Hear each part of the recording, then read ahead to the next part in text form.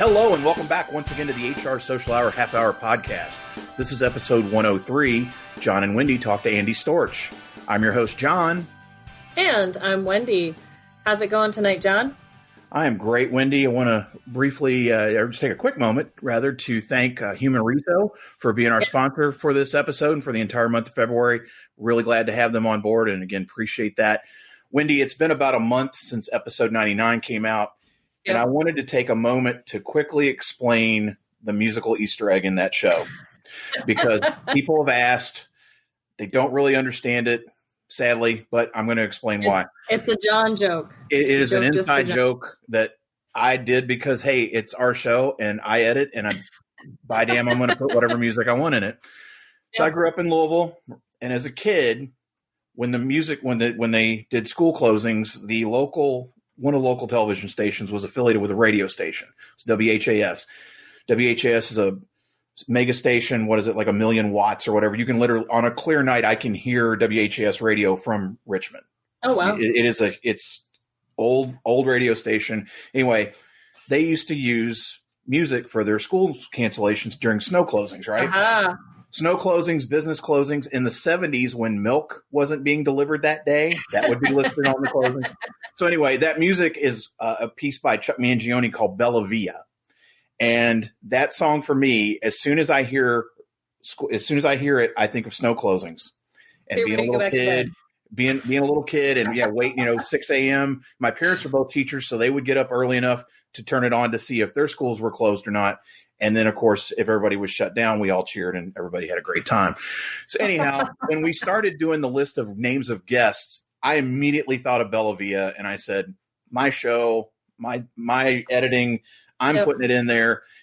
I'm hoping that some Louisville people listen because those that grew up in the 70s, realistically from the early 70s into the early 90s, they used that music for about a 20-year period on that channel. It was the big television station. It was the biggest radio station around. And so you knew Bella Via. I texted a couple friends and said, I'm putting Bella Via in my show. And they started laughing and they said, that's hilarious. You got to do it. Those of you that didn't understand, or now you can have an appreciation for my sense of humor if you didn't know it already. But yeah, it was fun. And we look forward to reading lists down the road and putting other obscure music to make you guess why we did it. Yeah, I don't have anything like that because my parents were also teachers, but we were such a small town that it was the phone tree that told you before it got put out onto the news. So yeah, we would find out before anyone else, and if there had been texting, they never would have had to put it on. Well, I grew up in a place called Oldham County, Oldham, literally Oldham County, and there's Owen County, Owen. When you read them next to each other, if Oldham County wasn't open, or if Oldham County was open and Owen County was closed, they would just say Owen County and then say Owen and get everybody upset. So anyhow, good old days, right? Good old days back in school closings, and not to bring up the weather, but we got another storm coming through South Dakota. Oh my gosh! We might have a school closing tomorrow too. Maybe I'll have to play the music for the girls. It will be their memory. Yes, let's make memories with the girls. Yes. We could do that going forward. It's hard to believe it's February when this is coming out, and that this is our first HR podcast crossover for the year. I'm really excited that Andy was able to join us. So I'm going to let you make the introduction, and we will get started. Yeah, sure. So happy to welcome Andy Storch to the show tonight. He is a talent development consultant, a coach, facilitator, speaker, and connector. He is the host of 2 podcasts, including the Talent Development Hot Seat and the Andy Storch Show, as well as the founder and host of the Talent Development Think Tank Conference. Most importantly, Andy is a husband, father, and friend who is on a mission to get the absolute most out of life and inspire others to do the same. So, Andy, we are so excited, again, to have you on the show. Our first question is always, what is in your glass? Well, first of all, thank you so much to both of you for having me on. And I'm excited to be here, if not a little bit bewildered, because I thought I came to talk about HR, and here we are. Everything's been about snow and obscure music. And, I can relate, by the way, in a couple ways, because both of my parents are teachers as well. So we've got a lot in common across the board. But I grew up in Orlando, Florida, where I live now, and we did not have snow days. In fact, I did not even see snow for the first time until I was 25 years old. Oh, wow. But we did have some hurricane days, some big tropical storm days where we got school off. But I don't know if there was any music for that. I think they just decided that we would take school off. Luckily, after a while, I moved to California and I eventually experienced some snow and traveled around the world, got into some skiing. But now I'm back in Orlando, Florida, and we still do not have snow days at all. But we did have a big hurricane that came through, or was supposed to come through, back in September, and our schools were closed for, I don't know, 3 or 4 days. But get back to your question at hand. I am drinking a glass of red wine here. It was, I believe it was called the Beast, but I don't remember exactly what the varietal is. I'd have to refer back to the bottle, which is in the other room. Nice. Wendy's the wine drinker of this bunch. So kudos. Andy, how in the world did you get on this path of talent development, and kind of what you're doing now? How did you get there? Yeah, it's like with most careers, I think it's a long and winding road, and I never would have expected to be here. But I am, and I'm so excited about it. So I was in the insurance industry, and then I got an MBA and got into consulting. Kind of accidentally fell into it when a friend recruited me into a really cool consulting firm called BTS, which is a Swedish company. If anybody knows it, they're really focused on strategy execution, building custom business simulations, what they're known for. And I got into that and got the opportunity to really travel around the world, facilitating workshops for different clients, different companies. And it was something I hadn't done before, but I realized a strength in facilitation and my love for teaching, which I guess I avoided. But like I said, both my parents were teachers, like both of yours. So maybe it was something that was innate in me. A couple of years ago, I left BTS to join a sister firm called Advantage Performance Group as an independent consultant. And I just decided that I was going to focus on talent development because those heads of talent development, learning and development tended to be the typical clients that we worked with in this space. And I was getting into a lot more leadership development stuff. And I wanted to learn as much as I could about what was going on and really build my network there. And that was where I got the idea to start the podcast, the Talent Development Hot Seat. I had one before about entrepreneurship that was called the Entrepreneur Hot Seat. And I saw, as I'm sure both of you have seen with your journey here with the HR Social Hour, how easily it opened doors and allowed me to connect with people that I wouldn't normally get to connect with, and how much I learned about entrepreneurship. And so I started this podcast on talent development to do the same thing. And it's been a fantastic journey. It's been almost 2 years since I started that, over 100 interviews with talent development leaders, both practitioners in-house and, of course, experts, authors, that kind of thing. And I've learned so much about talent development, built a great network, and recording this in the evening, so you get to hear my kids playing in the background as well. But yeah, that was kind of the path. Yeah. So I think, it's amazing what podcasting has done as far as, opening doors, just like you said. I think this was going back in the archives of our podcast, but I think it was Ben Eubanks talked about how, if you contact somebody and you just want to talk to them for 15 minutes, they may or may not give you time. But if you invite them on your podcast. Yeah. Oh, it's almost always yes. Yeah, it's amazing. Everybody wants to share their story. Everyone wants to be on a podcast. Yeah, unless they're just too big. I did put in a submission yesterday on Simon Sinek's website for if you want to come on my podcast, and I got a polite no from somebody on his team. But for the most part, people are eager to tell their story. They have stuff to share. They don't have their own podcast, so they're eager to get on yours. And I found, with video technology like we're using today, and I use Zoom for everything, you're able to build a personal relationship with people from afar and really get to know them. And I've found clients, I've met new friends, I've expanded my network, and I've learned so much through the journey. It's been awesome. Yeah, it's been a lot of fun. And like we learned in one of our least listened to episodes, I'm just going to keep plugging our old episodes here, but Valerie Kondos Field, who was a gymnast, not a gymnast, but a gymnastics coach from UCLA. We heard her last year at a conference, and she was all about just make the ask. They could say no, but you got to give them that opportunity to say no. Absolutely. So that's fantastic. So kudos to you for at least asking Simon to come on. You Well, I know, was actually inspired because I connected with one of his friends a couple days ago. We had a great chat. He's coming on the podcast soon. oh, And nice. in our first conversation, he mentioned that I don't know how it came up. He was friends with Simon Sinek and that they were having drinks that evening. And I said, could you put in a word and just see if you want to come on the podcast? I haven't heard back from him since then. But we'll see. Well, you never know. You never know. Yeah. Well, Andy, with all the work that you're doing, what do you see as the biggest issue leaders are dealing with day to day? Like the biggest challenge for leaders in the business world, if you will. I think that it's, there's just so much going on. There's so many things to do. There's so many distractions. And with all of that, all of the work that's being asked of people, the distractions coming their way, for leaders, if we're thinking about leaders in terms of managers, they're also being asked to manage people. And most people who get into management or are promoted into a manager position are doing so or getting that promotion because they were really good at the job they had before, but they don't have any experience or possibly even skills around managing people. And I think that creates a really big challenge. And then you factor in the idea that a lot of them are still being asked to do the job they were doing before or some other tasks with all the distractions. And then, by the way, we expect that you're going to have one-on-ones with all your direct reports, every week or every month and put those in. And you have no idea how to do that, how to be an effective coach. Good luck. And so I think that's probably when I'm out there talking to people about what's going on. That's probably the biggest challenge for leaders. And then the second, which is related to that, would be engaging and keeping great people, because it's so easy for people to move around now.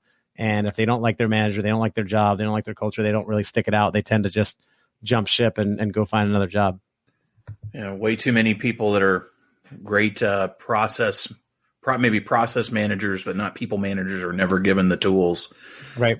That does never changes, right? I mean, some of these things we talk about technology and things change, but you know what? Some of the people issues 20 years in this, bad management, or I shouldn't say bad management, poor management, just because they're not given the proper tools and skills. Yeah, we just assume that people it's just a spinning wheel. Yeah, we just assume people will be able to figure that out, right? Managing people, that's a natural thing. Well, but, sure. You're a great, and the promotion logic is you're a great software engineer. So we want you to spend less time coding and more time teaching other software engineers. It makes sense because you could have a bigger impact. But if you have no people skills and you may no desire to be teaching people, then you're doing them a disservice, and people end up in a tough position. And sometimes people feel obligated to accept those positions. It's higher salary, they got student loans, whatever it is, and it may not be the right fit, or they just don't get the right training for it. Story of our lives. You've seen this tape before.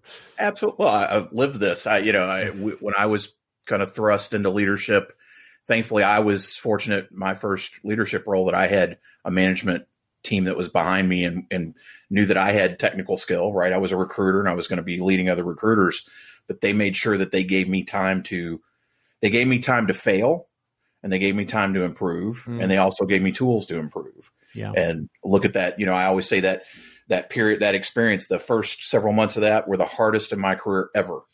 I was dealing with people that had been in a company for 20 plus years, and I was the new guy. I'd been there 2 years. And that's even, it's a whole different level of challenge. New leader, fairly new to the company, young punk in most people's eyes. Like I said, I was really fortunate to be given a lot of tools to do something and be successful. But I certainly have seen a lot of people, to your point, hey, you're good at this, you got to be better at this. Well, guess what? It's not always the case. Right. Yep. Not always the case. I'd like to bounce back to podcasting for a minute, because sure, it's my great love these days. And again, we love doing these crossovers with other podcasters. You talked a bit about some of the successes you've seen from doing a podcast. How did you first get started though? Like, what was the draw, or how did you say, hey, I'm going to hit play or record, right? I'm going to start. How did you get started? And then you keep doing it, and you've got multiple. I mean, talk a little bit about, the different shows that you do have and why you do them all. Yeah, we have a shared passion. I love it too. I've been doing it for about 3 years, so not a terribly long time compared to some people I know, but I go to podcast conferences. I have just dozens and dozens of maybe more friends who are podcasters. And now I'm grateful to count you as friends as well. And just building the network within the podcast space is amazing. I've been listening to podcasts for a long time. My wife got me into them originally, probably back in, I don't know, the 2005, long time back when podcasts were just starting. We used to listen to a lot of the NPR podcasts. They had kind of the biggest and best back in the day. And would listen, sports, investing, and a lot of news and things like that. And it was about 3 years ago where I was in I started getting really into personal development. I was in consulting, started getting really into personal development, and I joined this mastermind group. So kind of a group coaching program for those not familiar with it, as part of a dad's group that I belong to called the Dad Edge. And part of that group program was a challenge. Everybody had to set a really big 90-day goal, and they were going to be held accountable to that. And I had no idea what to do. I don't know where the idea came from, but I've been listening to a podcast for a long time. I've kind of thought about starting one. Now is probably the time. And I've finally met a few podcasters. And so I had a little bit of, mentorship guidance. And I decided to start a podcast about entrepreneurship, like I said before. And I went out and I read several ebooks on the topic. I took a course called Free Podcast Course by John Lee Dumas, who has a huge podcast called Entrepreneur on Fire, EO Fire. And went through that a couple times. And then, like I said, phoned a couple friends who had podcasts and just started doing interviews. And I think I probably recorded like 20 interviews before I finally went live, because I was deathly afraid of what they call the pod fade, where people start podcasts and then they record like 3 or 4 episodes and then they disappear. Right. And I was like, this is not going to happen to me. So I always had this really big kind of lag. And I was also working a full-time job and editing them myself, as I think you do. So I can relate to all the work that went into it. But I fell in love with it because of I have such a natural curiosity. I love asking people questions, learning about things, getting to know people, networking, and I got to know so many great people. And so then I started when I made this move to become more of an independent consultant, and I wanted to expand my network and knowledge in that space. That's why I thought, okay, I'll start a podcast about talent development, and it has worked fantastically, like we already talked about. I mean, I can point to people in talent development who I wanted to get to know, and I had reached out to over email or LinkedIn to have conversations, in a sales context, of course, right? Because I sell and run training and development programs for my main business, and I would get no response. And then I would invite them on the podcast, and it would get booked, right? And then we'd have a conversation. We'd build a relationship. So I found it a great way to cut through the noise. And I also, along the way, I think it was after I went to Podcast Movement, which is the biggest podcast conference. It was in Philadelphia in 2018. I decided that I love entrepreneurship, but I love so many more things, especially in the personal development space. And so I wanted to change my entrepreneur podcast and a friend to be more about personal development. I couldn't decide what to call it or what niche to focus on. And my friend Reggie Shaw said, why don't you just call it the Andy Storch Show? And I said, well, who am I to do that? And he said, who are you not? Why wouldn't you? I was like, all right, fine. I got me there. I can't really argue with that. And so I did. And that's been a great run because I've been able to just do whatever I want with that, interview interesting people, especially on personal development. And I've gotten really interested in the topic of fear and where and how fear holds people back, especially fear of judgment, fear of failure, ego, things like that. I love diving into those topics and sharing some of the things I've had going on. Especially as I try so many different things. Like this podcast that I've been running, the Talent Development Hot Seat, has grown. And as you mentioned in the intro, I'm also hosting a conference in the talent development space that grew out of this podcast as well. And it's just about growing the network and then being willing to put stuff out there and try things. And then the last thing I'll just say is, most importantly, I've already said this a few times, but I've made so many friends through this effort, both have been on the podcast and going to conferences and things. It's just been such a great, journey. And so I'm grateful for it. And I'm always excited to talk about podcasting.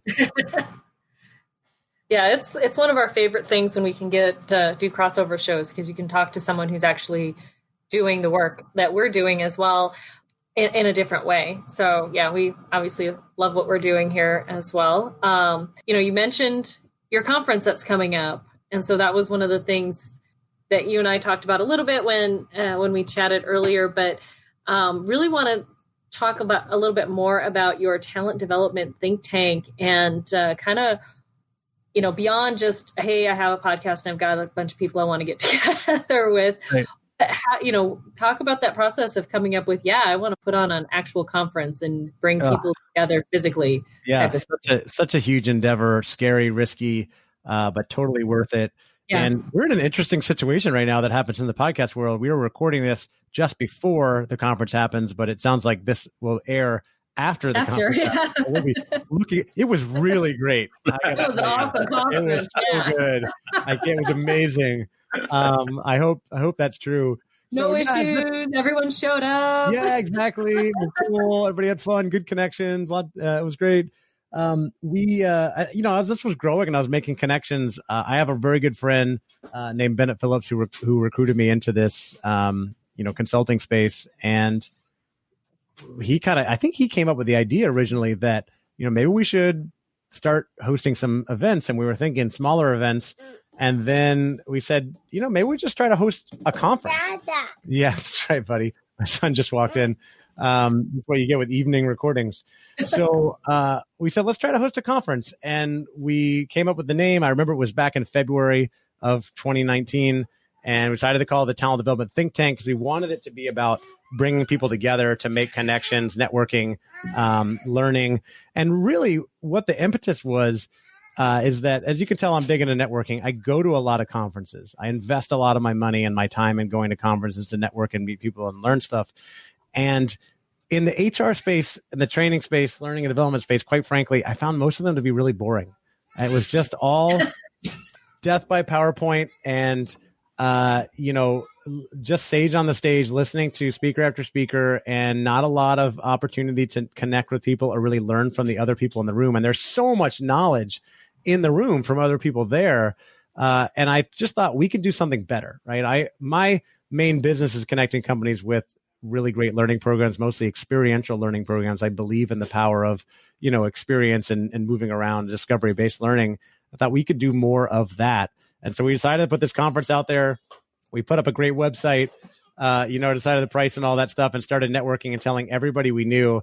And it was, for the first 2 or 3 months, mostly crickets of nobody buying tickets. Everybody said oh, this is a great idea, but I'm busy, or they just wouldn't respond or whatever it is. And we had to start, questioning, was this a good idea? And I was never really afraid of failure with it because I knew that I needed to try. And if it didn't work out, we'd at least learn something. But, slowly ticket sales started to trickle in. And come August or so, we started to see a big onslaught of people buying tickets. At that point, we're about 2 months out. So it was originally scheduled for early November. And by August, we started seeing ticket sales come in. September really picked up. And by October, we had actually sold out of the 120 seats, I think, that we had room for in our ballroom. And it was kind of like a moment of shock. Wait a minute, we didn't know if we could pull this off. We had big goals, but this thing to actually be full, we're actually turning people away. We started a wait list and we had 90 people on the wait list or something at one point. And we, how do we do that? And eventually what happened, I mentioned it was supposed to be in November and now it's in January, is that it's in Sonoma, California. And for those that have been following the news may remember there were some really bad wildfires out there. And the fires came into town in Santa Rosa. Our hotel was evacuated about a week before the conference was supposed to happen. And we had to make the very difficult decision to send an email out to 130 people and say, I know you're about to jump on a plane to California, but we have to postpone this conference because we don't know if the hotel is going to be open or not. And so we decided to postpone it and then found this new date in January. And we lost a few people along the way that couldn't make the new dates. We were able to sell some more tickets. And everything, like I said, the conference went great. Everything's working out well. But, how did we do this? Two guys, that are not necessarily insiders in talent development go and put this conference together. We had a lot of support, a lot of help. We have some sponsors that are in the space. We booked some really great keynote speakers that I think were the main attraction. There may be a couple people that are coming for us, but we have Josh Burson giving our opening keynote speech, who is well known in the HR space. We've got Liz Weissman speaking, who is the author of Multipliers. It's a huge sensation in talent development. Julie Winkle-Giulioni, who may not be as well known. She's got a great book called Help Them Grow or Watch Them Go, and kind of a cult following. And then Michael Bungay-Stanier, who has written the book The Coaching Habit, among others. And he's got a big following as well. So getting some great speakers was really helpful. And then just putting it out to the networks that we've been building for a long time. And it has worked out. Like I said, it's come together. And I know we're going to be doing many more in the future, because I love bringing people together. I love connecting people. And I know that a lot of that is going to happen, or did happen, at the Think Tank.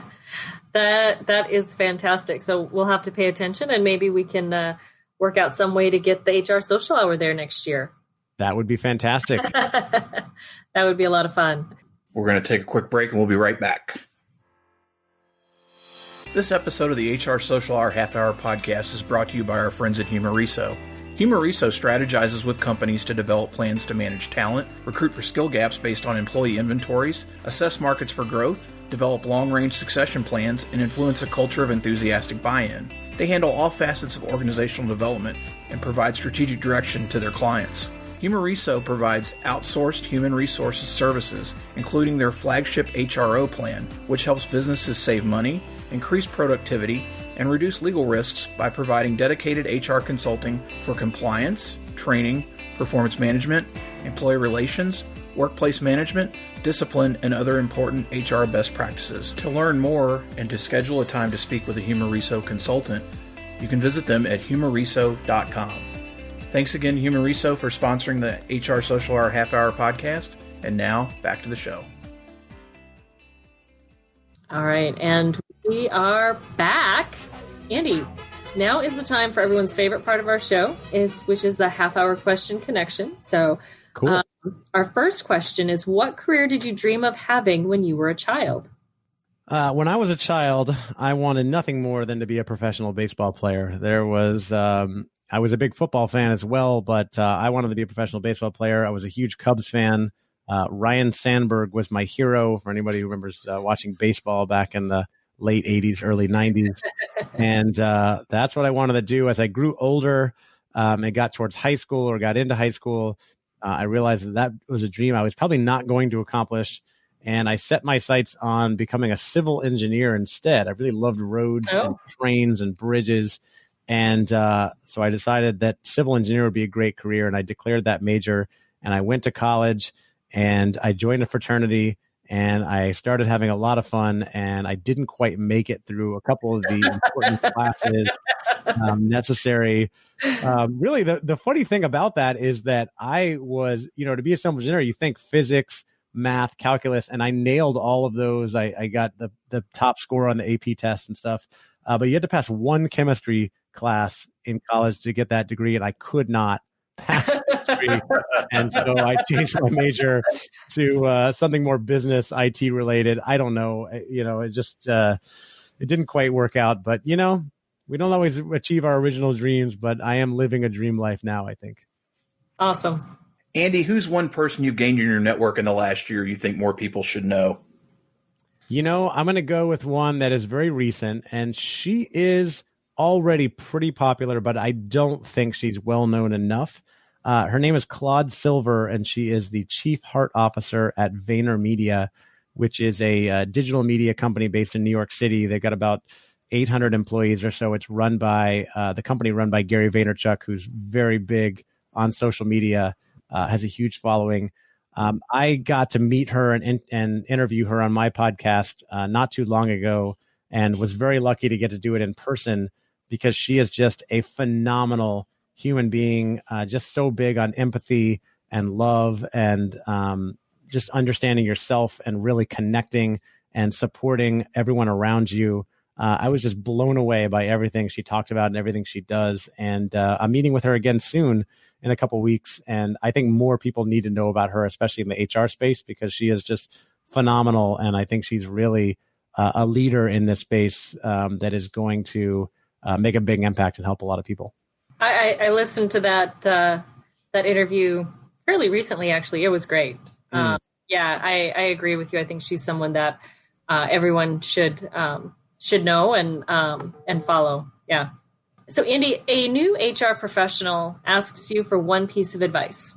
What do you tell them? There's so many things I could say. And actually, when I host my podcast, the last question I ask all my guests is, what's one piece of advice you would give someone in HR or talent development who wants to accelerate their career? And I've put together a document of all the advice that I've collected from all those people. And it's just so much fantastic advice. But for me, it's easy. The number one piece of advice that I'll always give for anybody in HR or any career is to build your network. Get to know people within your company in different departments. Get to know people outside of your company, learn as much as you can about what people are doing, connect with people, build those relationships, because you never know what's going to happen down the line. And, you may be looking for a new job at some point and you don't want to be starting out when you're desperate. You want to build the network now, dig the well before you're thirsty, as they say, and have that network that you can go to and just focus on giving to people and learning as much as you can. And it's going to pay off. People will help you. I've seen it work so well for me over the years and everybody else I know who's been out there building a network. I think it's one of the most important things you can do.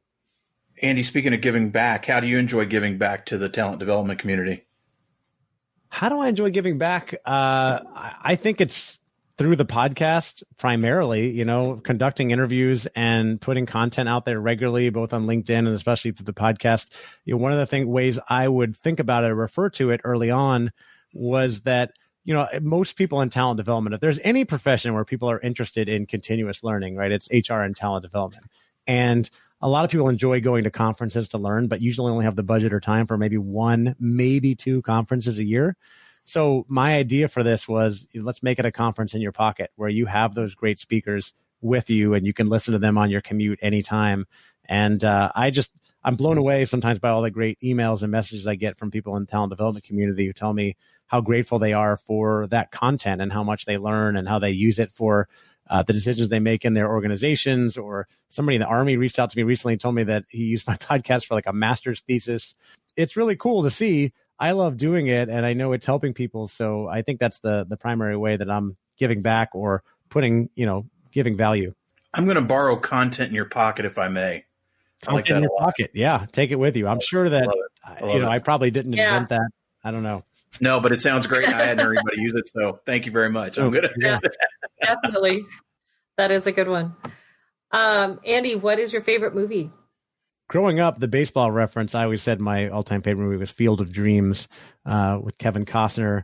But lately, I have been a strong advocate or of the strong opinion that not only my favorite movie is the movie Moana, and I think not only is it my favorite movie, I think it's the greatest movie of all time. I believe it has a great story. It teaches a wonderful lesson to everyone. I think that she goes about life with a growth mindset, which is something that I'm trying to teach my children. And I don't know, it's something that makes me cry every time. It's a good movie. I can't hear any of the songs without the entire soundtrack going through my head. Right. It's a great soundtrack too. You're welcome. It really is. You cannot say "You're welcome" in my house without full on not going through the whole song. Maui song. Yeah. Right. Yep. How about your favorite musician or band? For me, it is Dave Matthews Band. Kind of has been since college, and that hasn't changed. I mean, there's lots of bands I like, but if I had to take one set of music with me, to that deserted island, it would be Dave Matthews Band, the whole collection. They are just amazing. Good choice. And you're in good company. We have a few others that on the show that have said Dave Matthews Band. Nice. Well, they're pretty popular for a reason. Yes. I actually got to see them earlier this year. They were in South Dakota, and my company had a special employee-only concert. So wow, that's it was. Yeah, it was pretty cool. We're a large organization, so you had to, only so many tickets were handed out. But I was fortunate to get one of those tickets, and my husband and I went to a concert on a Sunday night, which, I'm getting a little old for that. That is a really cool perk. It just reminds me one time I was, I run a lot of these programs, leadership development programs and stuff for clients. I was running one once for a software company in Boston, and there were about 60 of us, and they got everybody tickets to the U2 concert that night we got to go see U2, and it was phenomenal. It's one of those things. It was about 5 years ago, so maybe 2014-ish, something like that. That, U2 was one of my favorite bands growing up in the 80s and 90s, and then thinking, I haven't really listened to them in a while. Will they still be relevant? Will I still like it? And the concert was just phenomenal. Bono was incredible. Awesome. One of the best concerts I've ever been to. So they still got it. Awesome. How about your favorite TV show? I don't really watch much TV. I've got a lot of stuff going on, running a business, hosting 2 podcasts. I try to hit the gym every day. I got 2 children, and I'm also writing a book this year as well. So there's not a lot of time for television. But I will say that my all-time favorite show is Seinfeld, without question. I've seen every episode multiple times, and my wife and I often engage in Seinfeld trivia and talk about our favorite episodes. I think it's safe to say in the last 2 months, Andy, we've had 3 or 4 people talk about Seinfeld. Yeah. It seemed like This Is Us or the murder shows, the Datelines were the most popular things you heard about. Yeah. But Seinfeld's picking up the mantle and is come ahead, and I'm happy to see that because I've never seen This Is Us, and I don't like the murder shows. So which is amazing because we're recording this in 2020. I'm not going to look over and look it up, but I'm going to guess Seinfeld went off the air in like 98 or 99 or something. It's been over it's been 20 years. 20 plus. It's still highly relevant. Still, people recite it. I mean, I think, Larry David, the creator of that show, I just still think it's the best writing of all time. It gives me goosebumps to think about the episodes and just how things connect, as a student of literature and just loving great stories, how every episode, they would weave in 2 or 3 stories that would always connect with this just incredible punchline at the end. Mm-hmm. And I think, shows for the last 2 decades have been trying to recreate that, and many of them just haven't gotten anywhere close. It's just one of the best, if not the best show of all time. I think you started to answer this question a little bit, Andy, but if you're not watching Moana, if you're not listening rather to Dave Matthews or watching Seinfeld, when I know you just say you don't watch it a lot anymore, what else do you like to do outside of work? So outside of work, spending time with my kids and my family is important. I'm really big into health and fitness. So, I work out 6 to 7 days a week. I go to the YMCA near me. I ride a bike. I lift weights. I do a lot of yoga. And so that's a big part of my life. I also love traveling.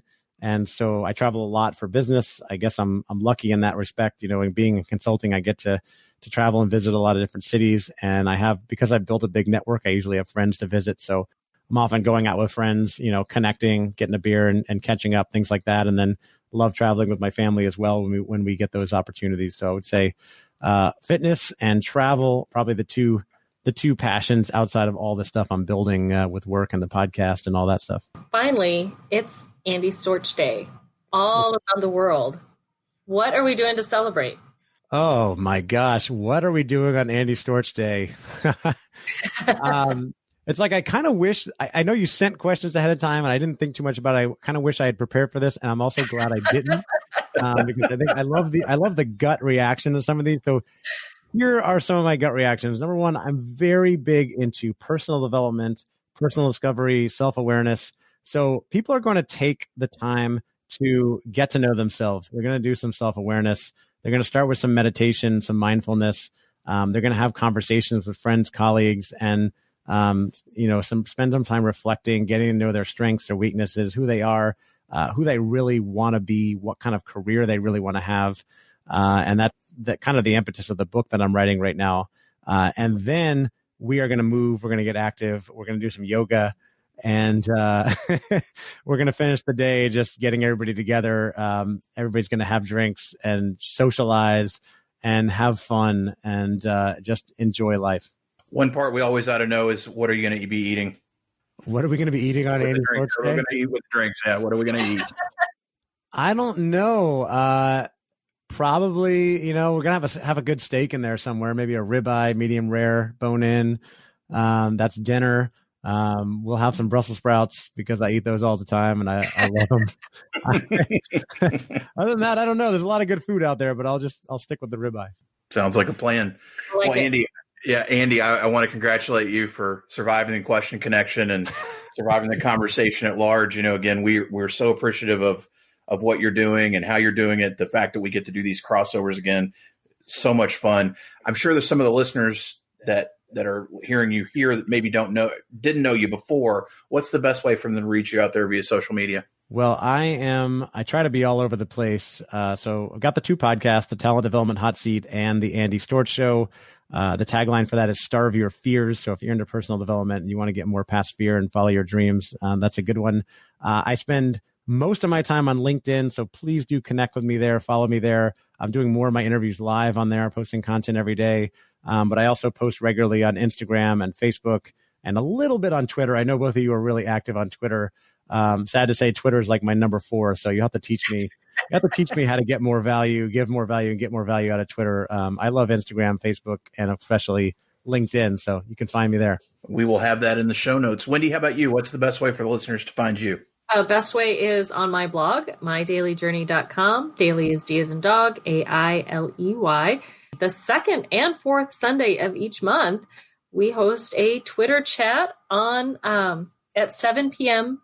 Eastern time. So please join us on Twitter. And Andy, that is a great way to learn the value of Twitter. That's where John and I first connected. And actually, Twitter chats is how I learned to use Twitter. So I'll have to get in there.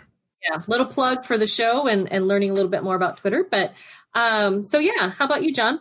First off, again, want to thank Humoriso for sponsoring this month and this episode. And as for me, HR Social Hour Podcast.podbean.com, top left-hand side of the screen, 3 little lines. They call it the hamburger, apparently. Open that up. You can find access to all my social accounts there and find old episodes. That episode of Valerie Kondo's Field, bringing it up again. If you haven't heard it, you need to listen. But listen, rate, review, share everything you do to help boost the signal. We appreciate. We'll certainly let you know, too, when our episode with Andy of his show comes out. But again, Andy, really appreciate you being with us. And so for the HR Social Hour Half Hour Podcast, I'm John. And I'm Wendy. And as always, be sure to connect, give back, and network. Take care, everybody. We'll see you soon. Bye.